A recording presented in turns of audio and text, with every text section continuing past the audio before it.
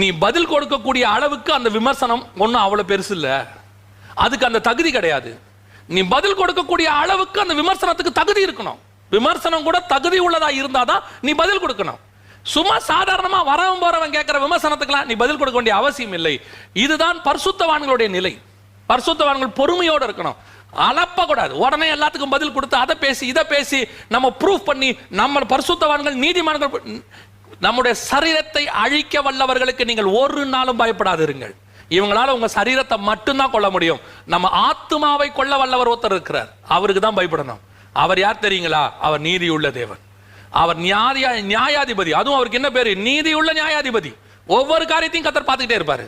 ஒரு காலம் வரும், அந்த காலத்துல அந்த நீதியை நியாயப்படுத்துவார், அதை தெரியப்படுத்துவார். யோசித்து பாருங்க. நான் எப்பவும் சொல்ற விஷயம், எனக்கு ரொம்ப ஆச்சரியப்பட்ட ஒரு விஷயம், யோசேப்புடைய காரியத்துல. யோசேப்பை பத்தி நம்ம எல்லாருக்கும் தெரியும். அவர் எதுக்காக ஜெயிலுக்கு